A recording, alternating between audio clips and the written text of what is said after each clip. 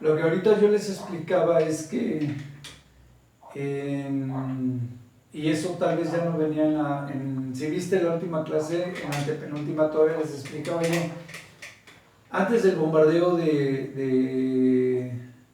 que hubo de Irán hacia Israel, yo les decía que el conflicto está tan fuerte que estamos a punto de tener esos bombardeos, ¿no? Que estaban a punto de existir este principio de guerra, pero las guerras ya están muy declaradas, están muy marcadas. De lo de esta posible guerra con Israel y demás, lo importante de esta guerra en particular es que varias de las profecías decían, bueno, algunas profecías decían que cuando se secaba el río Éufrates, iba a empezar, era abrir el camino para los del oriente para que se prepararan para la guerra contra Israel.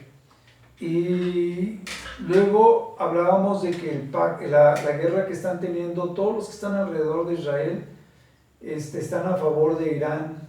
Entonces la mayoría, el 90%, el 80% están a favor de Irán. Y estamos viendo que pues, efectivamente el bombardeo de Israel es bastante sanguinario, bastante malo, diría yo.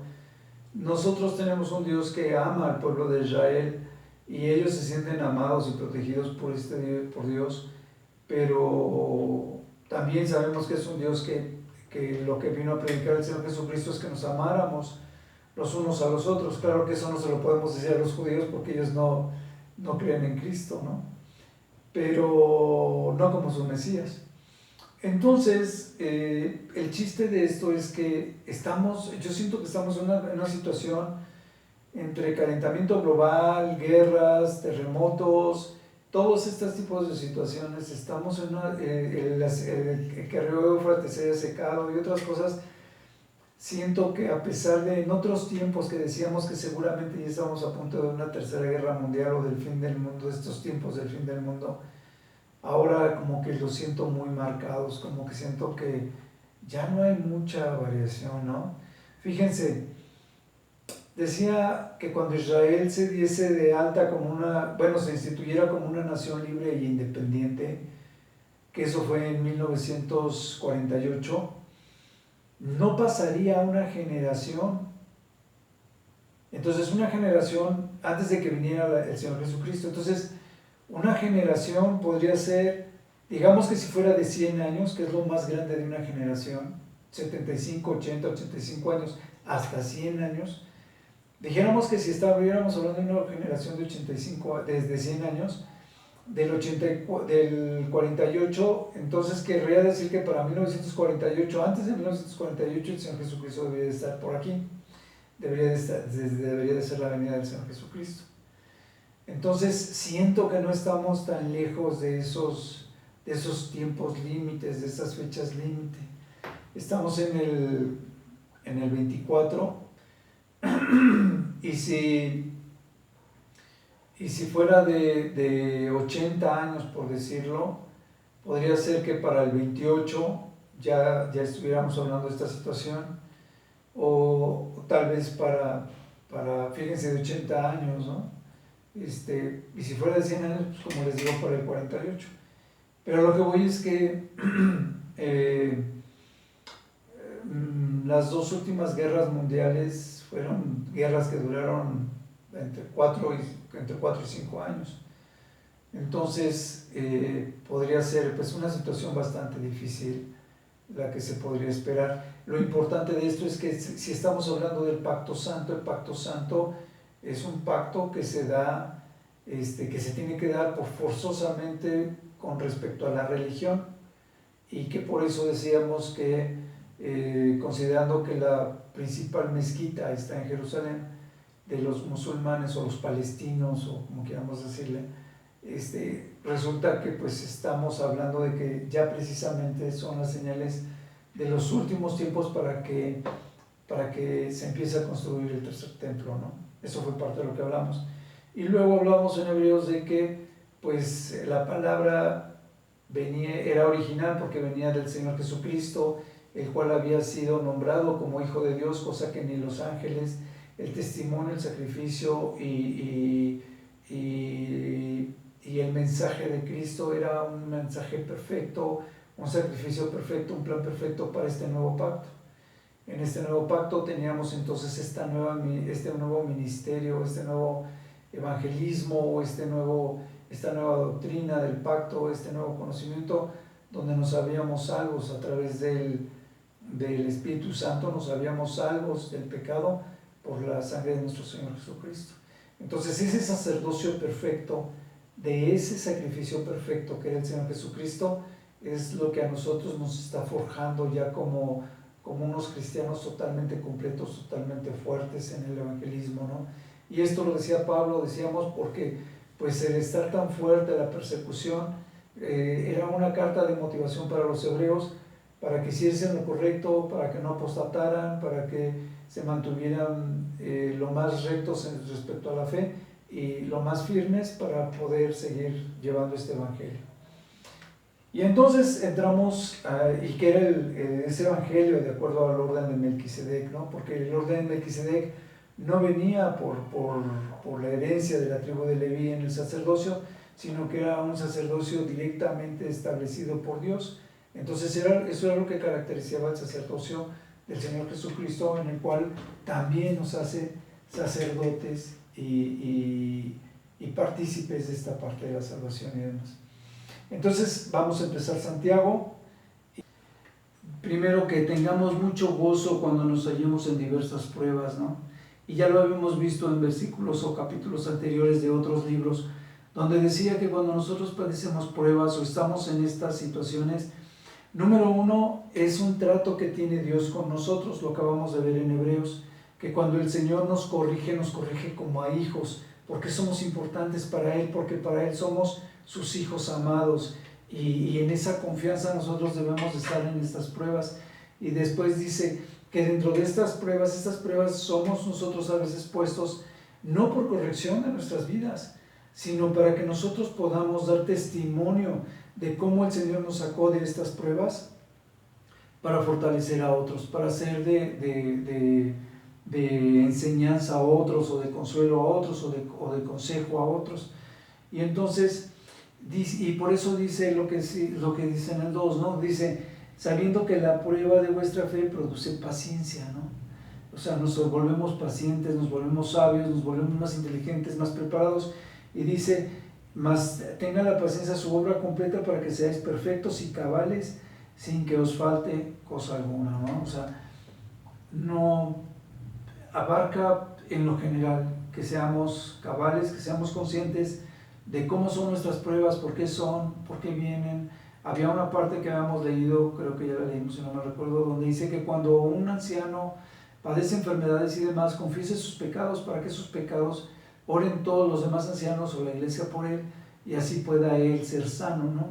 Entonces, y no siempre es el caso, pero a lo que voy es que cuando son pruebas, cuando es por pasar ciertas situaciones, cuando es un correctivo, como lo decía Hebreos, que es el ejemplo que ahorita estaba poniendo, entonces cada quien en su momento lo sabe, lo madura y puede hablar de esto, ¿no? Puede llevar a cabo un testimonio, o puede salir adelante y decir cómo estaba él fallando y por qué el Señor lo permitió estar bien, le permitió estar sano. Y dice, el que tenga esa falta de sabiduría se la puede pedir a Dios, ¿no?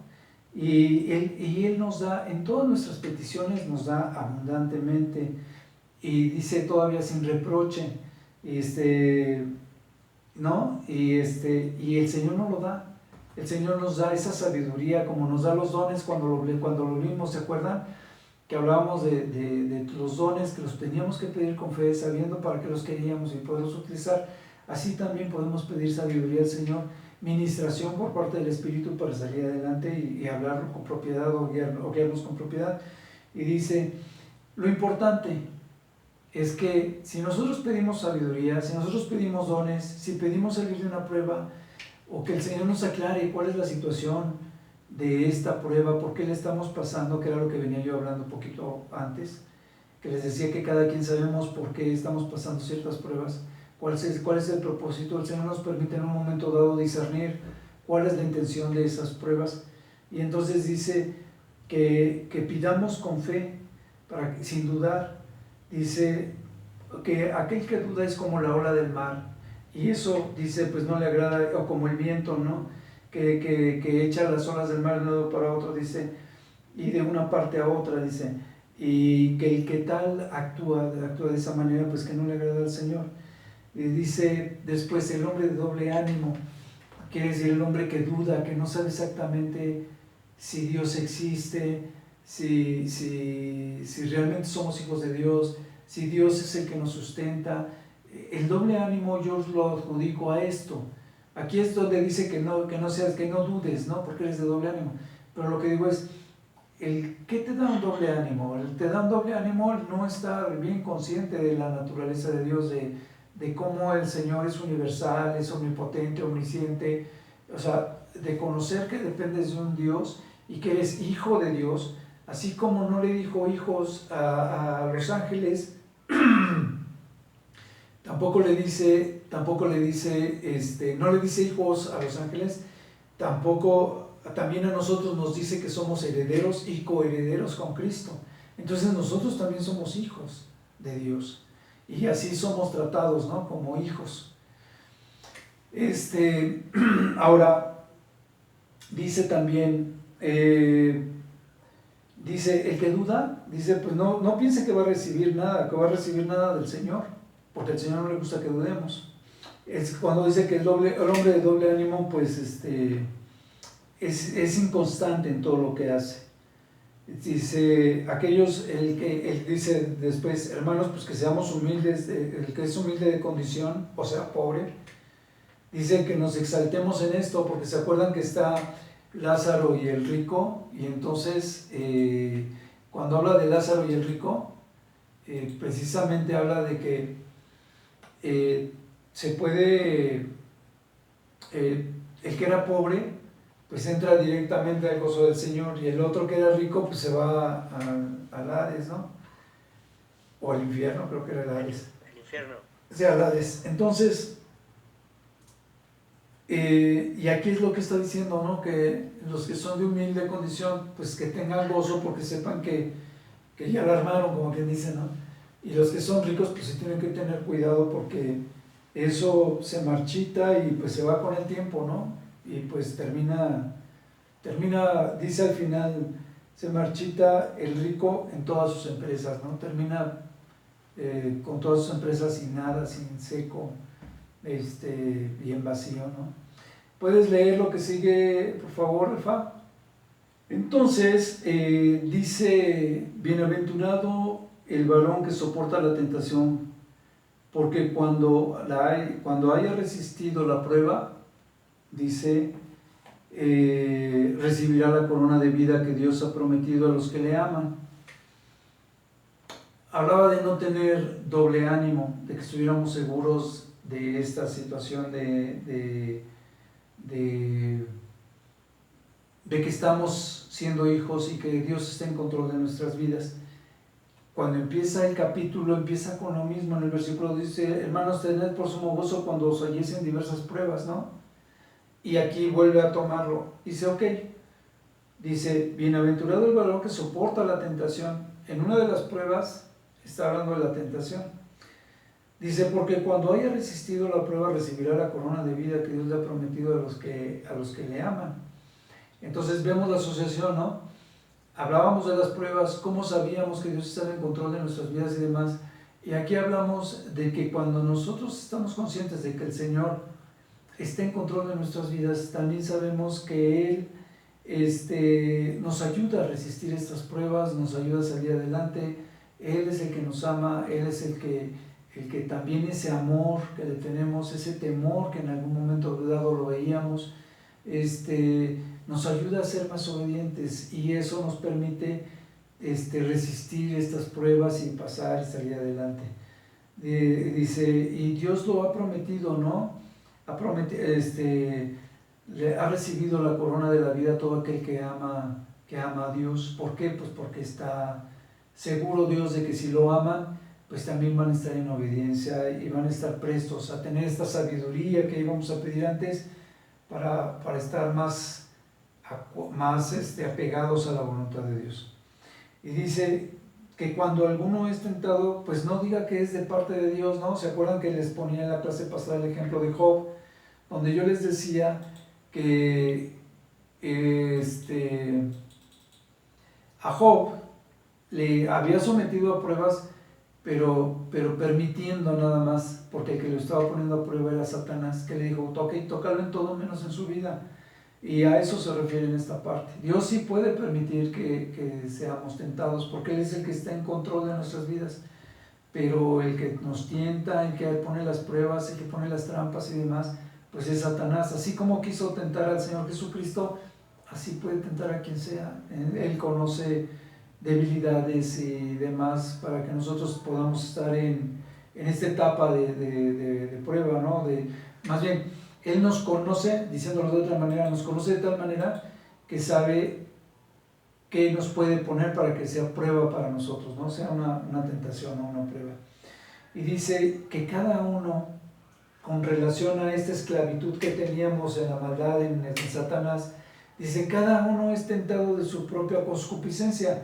La propia concupiscencia es la naturaleza mala, los pensamientos malos, aquellos pensamientos que nacen de maldad, que son pensamientos no buenos, que son deseos que tiene nuestra carne, pero deseos malos.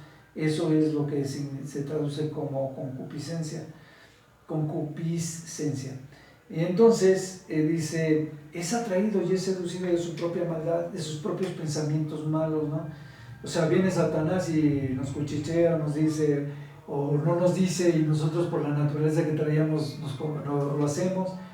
El caso es que somos atacados de una u otra manera. Dice, y esta, después de que ha concebido, da a luz el pecado, y el pecado siendo consumado da a luz la muerte. Entonces, una cosa lleva a la otra. Si nosotros no nos dejamos guiar por nuestros malos pensamientos, seguramente no vamos a pecar, y si no pecamos, pues seguimos teniendo esta salvación, y eso nos lleva a ese comportamiento, ¿no?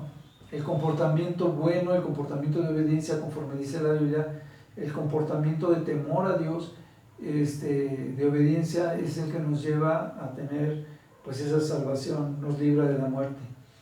Dice, entonces, no se equivoquen, les dice, todo lo bueno, toda buena dádiva y todo don perfecto vienen de Dios, ¿no? Del Padre de las luces.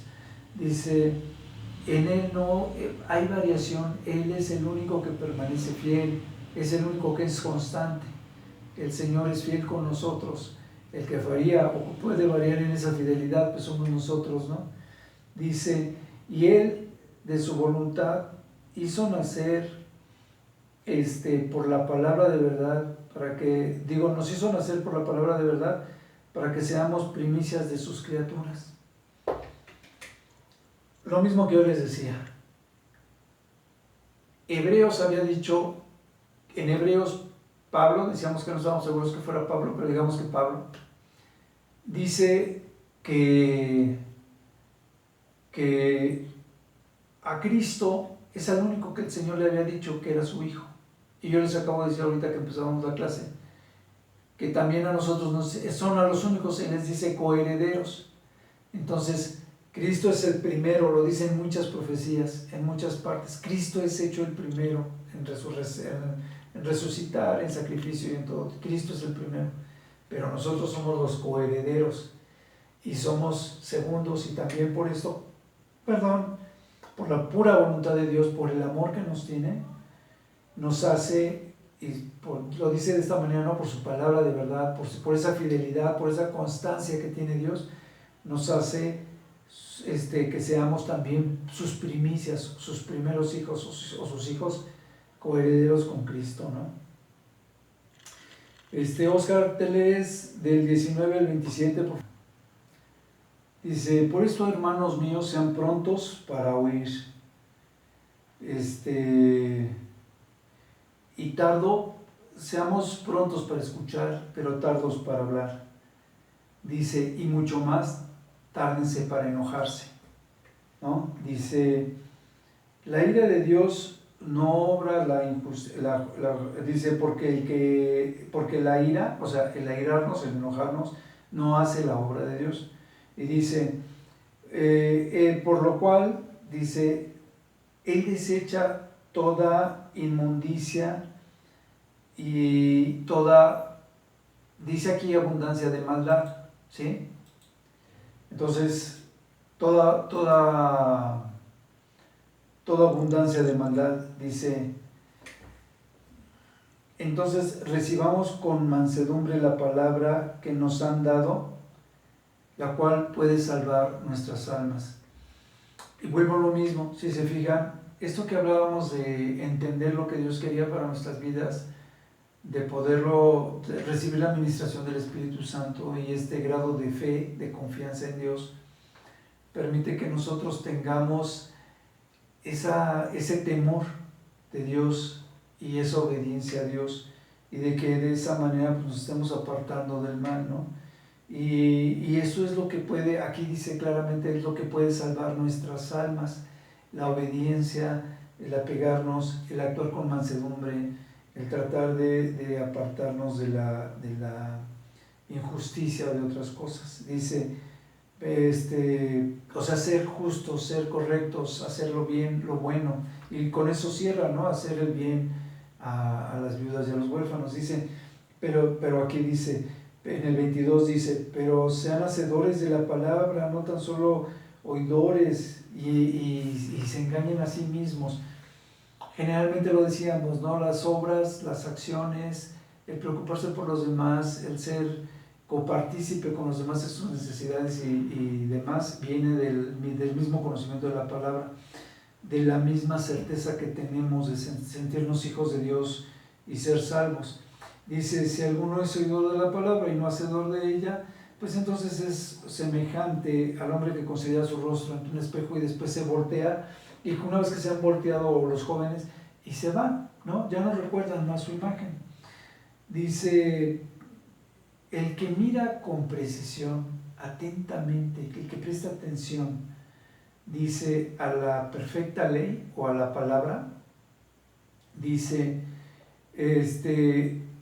esta le va a dar libertad, porque yo les decía que en un momento dado llevar el yugo del Señor Jesucristo no es pesado, se vuelve una costumbre, y entonces perseveramos en ella, estamos trabajando constantemente en la obediencia, en la libertad, ¿no? En nuestra misma libertad, en nuestro mismo conocimiento, y entonces no nos volvemos oidores, olvidadizos, sino que nos volvemos hacedores de la palabra, ¿no? Y dice al final, bienaventurado el que así lo hace, al final del 25.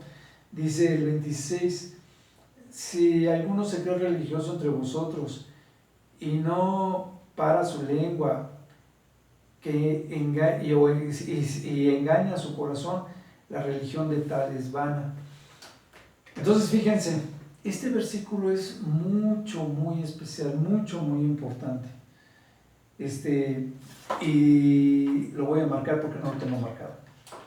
Es muy importante porque resulta un poquito de plomo.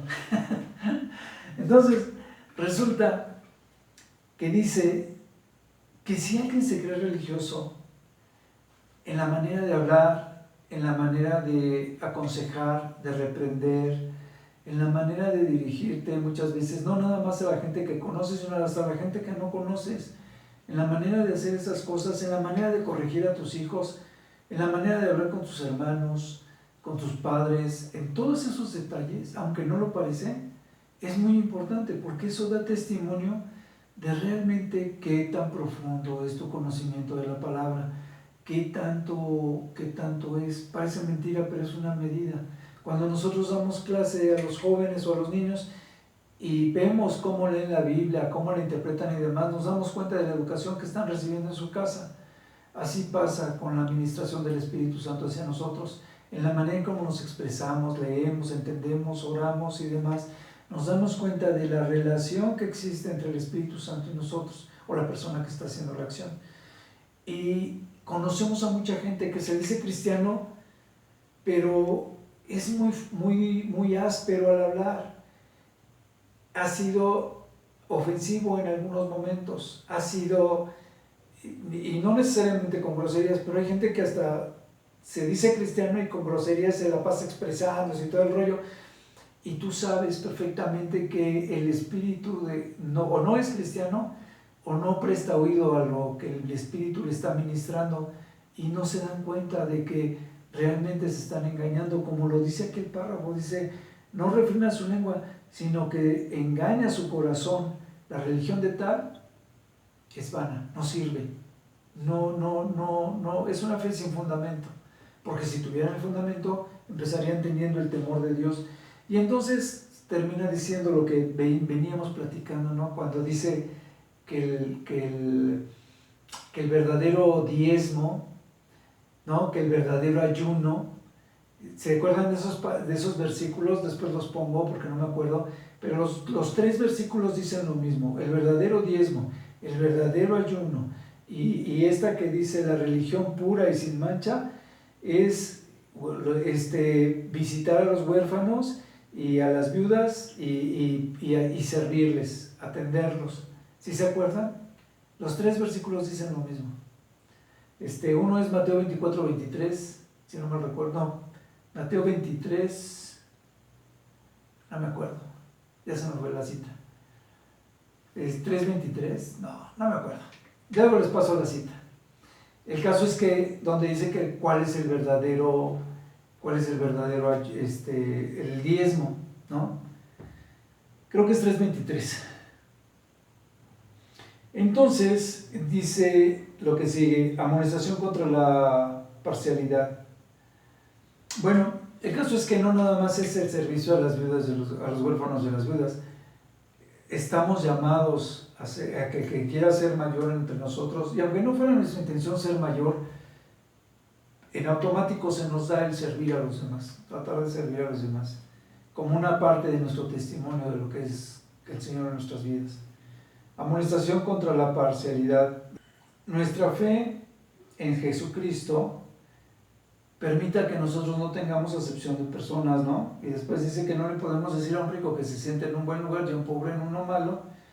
Dice, porque entonces estamos haciendo, dice en el 4, hacemos distinciones entre nosotros mismos y somos jueces teniendo malos pensamientos, una mala naturaleza en nuestro pensamiento.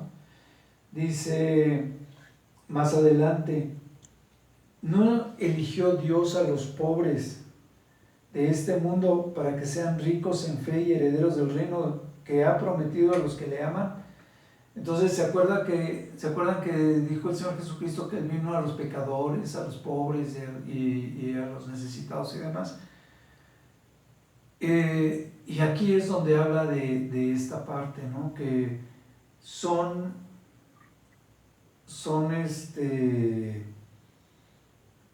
aquellos, lo que decía poquito antes, ¿no? Que el rico pues moría sin nada, a fin de cuentas no se iba a llevar nada, si sus empresas estuviesen o no estuviesen o se acabasen una vez que él termina.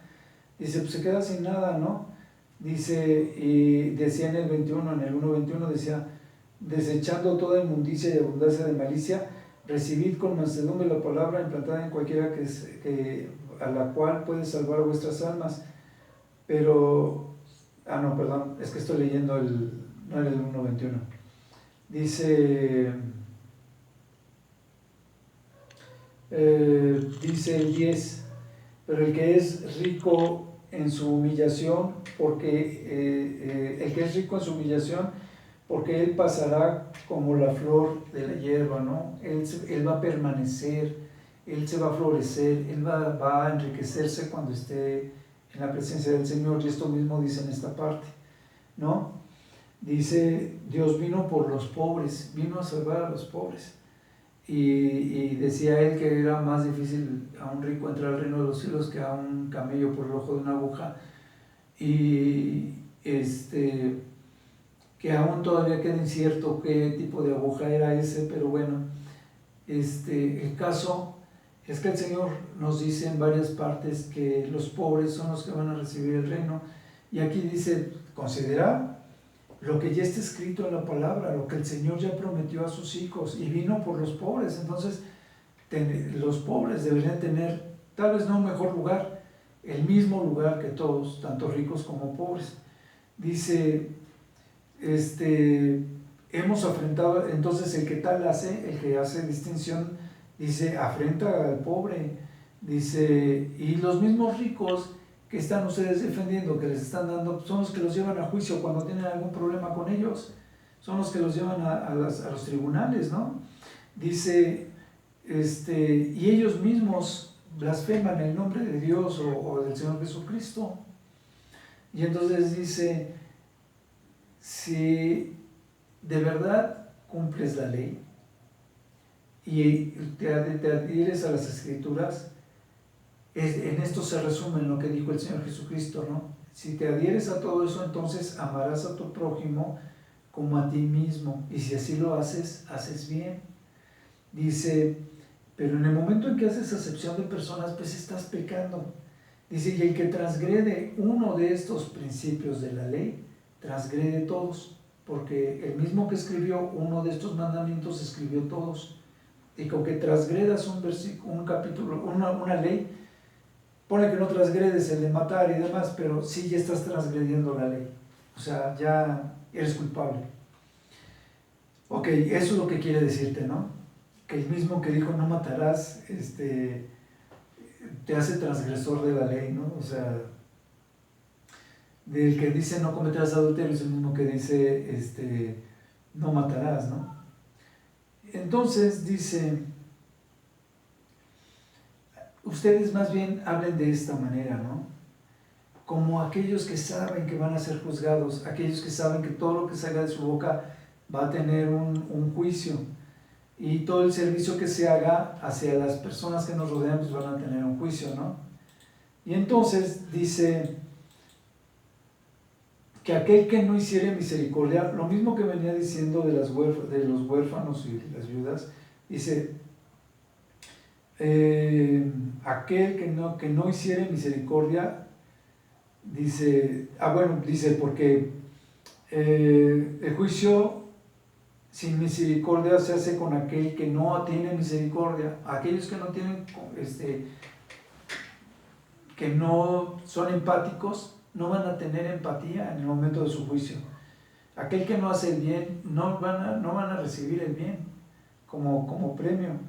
Y así sucesivamente a las diferentes actividades que ustedes quisieran poner, ¿no? Conforme decíamos, igual que la concupiscencia, pues es lo mismo. De acuerdo a nuestros pensamientos, de acuerdo a nuestras acciones, vamos a tener eso en el tribunal cuando nos presentemos en el juicio del Señor, ¿no? Eso es lo que nos está diciendo. Dice, al último, y la misericordia triunfa en el juicio. O sea, si nosotros hacemos misericordia, vamos a ser triunfadores cuando estemos en la presencia del Señor. La fe sin obras es muerta. Por favor, Alfa. Ok, yo creo que esto es bastante lógico, ¿no? O sea, que era lo que decíamos, la misma fe nos lleva a la obediencia, la misma fe nos lleva a tratar de salvar a otras personas, de hablarles del Señor.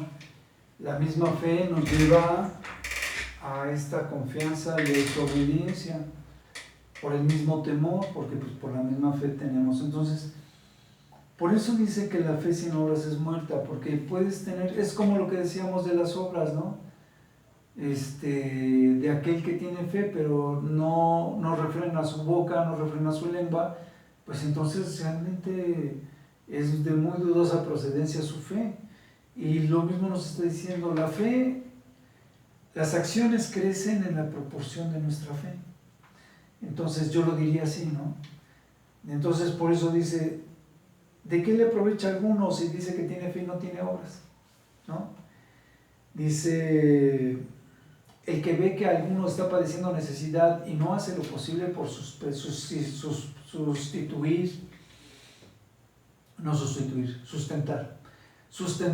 la necesidad de alguien más o tratar de ayudarle en alguna manera, pues se podría decir que tiene fe, pero parece no quedarle muy claro cuál es el propósito del servicio en la fe, ¿no? ¿Cuál es nuestro propósito de ver por las viudas, por los huérfanos, por nuestros hermanos, por las necesidades de la iglesia, por las necesidades de las etnias, por las necesidades de nuestros vecinos, de otras personas? Entonces, sí tenemos que ir creciendo en ese sentido. Dice que la fe, pues, sin obras, pues está muerta, ¿no? Lo dice el versículo 17. Y que si alguno te puede decir, tú tienes fe, pero yo tengo obras, dice, muéstrame que tienes fe con tus obras y yo te voy a mostrar que tengo obras por la fe que tengo, ¿no? Entonces, podría alguno decir, ¿no? Hay gente que puede tener obras y no tener fe, pero es muy difícil porque tendrán una o dos acciones buenas, pero generalmente eso debe de estar sustentado por algún tipo de temor de Dios o de algún tipo de obediencia a Dios. Dice el 19, tú crees que Dios es uno y haces bien porque también los demonios creen y tiemblan. O sea, fíjense, podemos tener fe y dice, aquí lo que está haciendo es una referencia, dice, no es suficiente tener fe porque si fuera por fe, los demonios también tienen fe, ellos también creen, ¿no? Entonces dice, y tiemblan, y sin embargo no dejan de ser demonios, o sea, tiemblan porque les da cosa, ¿no? Les da cosita saber lo que les espera. Y también entre las represiones de Dios y demás, dice, y vuelve a repetirlo, ¿mas quieres saber qué es lo que sucede? Le dice, o sea, los dos tienen fe, ¿quieres saber qué sucede? Dice, que pues los demonios tienen ciertas obras y el cristiano tiene otras obras. ¿Sí me explico, verdad? Eso es lo que los distingue. Y es lo que cada quien recibe como compensación. Dice, eso dice el 20 a mi manera de ver. Dice, y por estas obras, dice, el mismo Abraham fue justificado, ¿no? Dice, tenía tanta fe cuando ofreció a su hijo Isaac, ¿no? Lo ofrece sobre el altar. Y dice, y su fe fue acompañado de la acción de llevar a este su hijo en el cual estaba la promesa, de llevarlo al altar. Digo, al altar del sacrificio. No a la boda, al altar del sacrificio. Y dice, y entonces se cumplió la escritura que estaba escrita sobre, o sea, en Abraham se cumplió esta escritura que decía así, ¿no? Donde dice, Abraham creyó a Dios y le fue contado por justicia y fue por eso llamado hijo de Dios, porque creyó. Y esto nos lo dice el Hebreos 10, se los voy a leer rápidamente. Abraham cuando fue probado, en el 17, en Hebreos 11, 17 dice, por la fe Abraham cuando fue probado ofreció a Isaac, el que le había recibido las promesas ofrecía su unigénito, habiéndosele dicho, en Isaac te será llamada descendencia, pensando que Dios era poderoso para levantarlo aún de entre los muertos, de donde en sentido figurado también le volvió a recibir.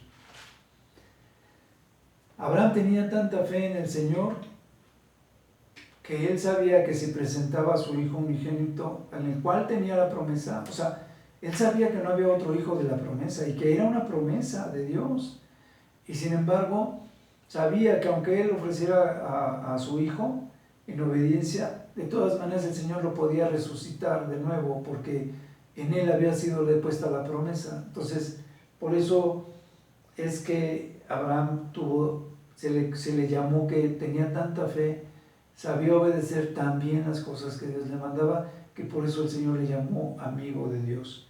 Entonces dice, vosotros veis pues que el hombre es justificado por las obras, dice el hombre es justificado por las obras y no solamente por la fe. Dice, así también la ramera Rahab, ¿no? Cuando recibió a los mensajeros y los envió por otro camino, porque como el cuerpo sin espíritu está muerto, así también la fe sin obras está muerta. Rahab la ramera sabía de Dios, sabía de los judíos, sabía que los iban a invadir, Y sin embargo, no era su Dios, pero sí sabía que ese Dios era potente, que podía arrasar con ellos y que sabían que iban a arrasar con ellos, porque ya era famosa la protección que tenía Dios sobre el pueblo de Israel, y sin embargo, por eso Rahab les permite que escaparan por otro lado y los apoya, ¿no? Y así es. Entonces dice la lengua. Con respecto al mismo versículo que veníamos viendo, viene lo de la lengua. Yo creo que esto es parte de lo que yo les venía platicando. Habla un poquito más específico sobre que tenemos que controlar nuestra lengua, la importancia de controlar nuestra lengua, la naturaleza de la lengua, cómo es, puede provocar un fuerte incendio, o puede herir, o puede también corromper el mismo cuerpo o el alma, ¿no? Digo yo. Entonces, porque dice el 6, y la lengua es un fuego, un mundo de maldad. La lengua está puesta entre nuestros miembros y contamina todo el cuerpo, e inflama la rueda de la creación, y ella misma es inflamada por el infierno. Yo creo que más claro ni el agua, ni el agua salada y dulce, que puede emanar del mismo hoyo, de una misma fuente. No podemos, lo que yo les decía, ¿no? En la medida de que nuestra fe está madura, nosotros podemos comprender la administración del Espíritu, la corrección del Espíritu, cómo nos va guiando y nos va permitiendo que tengamos ciertas actitudes, que tengamos cierta manera de hablar, que tengamos cierta fe, cierta manera, cierta disposición, etcétera, etcétera, ¿no? Dice la Biblia, de la abundancia del corazón habla la boca. O sea, no podemos ser otra cosa que lo que somos. ¿Sí me explico? La relación que tenemos con Dios, por ejemplo, a mí en alguna ocasión me decían, no, es que cuando dirijas tendrías que ser más serio. Les digo, es que yo no soy así, mi relación con Dios no es así, y no puedo venir a fingir algo en el púlpito que no soy. ¿Sí me explicó? Ustedes mismos lo han visto, cuando doy las clases soy puro desastre, o sea, soy cotorro, me gusta jugar con la palabra, platicarla, narrarla, entenderla, pero no soy serio, no soy muy ortodoxo, no soy una persona muy clásica, y no es mi estilo, no es mi relación. Entonces, el que tenga esa relación, pues que la aproveche y que la sepa utilizar con la gente que aprecia ese tipo de cosas. No es mi caso, ¿no? Y lo mismo pasa, es que la relación del Espíritu Santo con cada uno de nosotros, la enseñanza del Espíritu Santo con cada uno de nosotros, solamente cada uno de nosotros la conoce. Pero lo que sí sabemos es que la palabra nos acaba de decir que si queremos tener más sabiduría, que la pidamos. Que si queremos refrenar la tentación, que lo pidamos. Que si queremos dones del Espíritu Santo, pues que los pidamos, ¿no? O sea, nos lo ha venido diciendo. Eso es lo que los dos primeros sí nos los dice aquí la Biblia. Entonces, en la medida en que nosotros querramos tener una mejor relación, no tenemos más que pedírselo a Dios. En la manera en que querramos tener más comprensión, no tenemos más que pedírselo al Espíritu Santo, pedírselo a Dios. Pedirle al Espíritu Santo es pedirle a Dios. Tener una relación con el Espíritu Santo es tener una relación con Dios. Es algo que yo les decía a mis jóvenes, estamos muy acostumbrados a dirigirnos al Padre y al Hijo, y rara vez nos dirigimos al Espíritu Santo. Tenemos que también fomentar esa relación con el Espíritu Santo. Saber que lo que el Espíritu Santo nos está diciendo, estar con los oídos prestos a lo que el Espíritu Santo quiere ministrarnos. Y estar escuchándolo, ¿no? De continuo. Saber que la intención de Dios es que el Espíritu Santo pueda hablar en nosotros. Entonces, si no, tú no le preguntas o no le pides al Espíritu Santo y estás en una relación directa con Dios o con el Señor Jesucristo, pues en qué momento el Espíritu vas a saber escuchar al Espíritu Santo, o lo vas a poder entender, o lo vas a poder exigir, no exigir, ¿no? Retiro lo dicho. No exigir, la palabra era saber que te está cumpliendo o que no te está cumpliendo, ¿no? ¿En qué momento vas a poderle decir, ¿te acuerdas que me habías dicho o ya te había pedido y te pedía esto, que me dieras más sabiduría y demás? y pues no veo que salga de maceta, ¿no? No pasó de este corredor. Entonces, eso es lo que yo creo que podemos llegar, y sobre todo pues podemos llegar a entender muy bien la palabra del Señor y sus intenciones con nuestras vidas. Algo importante que dijera, dice, es que dice el 15, porque esta sabiduría no es la que desciende de lo alto, sino un terrible, es una sabiduría terrenal, animal, diabólica, porque donde hay celos y contención, ahí hay perturbación y toda obra perversa. Entonces, donde hay celos y contención, donde nos dejamos guiar por la naturaleza de nuestra lengua que es diabólica y demás, y como les decía en el otro versículo, que hasta la compara con el mismo infierno inmortal y demás, en el 6 que decía yo, inflama las ruedas de la creación y ella misma es inflamada por el infierno. O sea, tenemos que tener mucho cuidado. Acuérdense que estábamos sujetos a pecado, obedeciendo por el pecado, éramos esclavos de Satanás.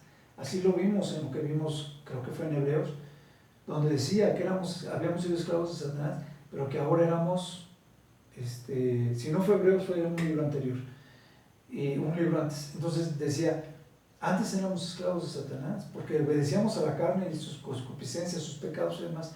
Ahora somos libres de eso. El Señor Jesucristo vino a liberarnos. En el momento en que el Señor Jesucristo viene a liberarnos, somos libres de seguir a Cristo, de hacer el bien y demás.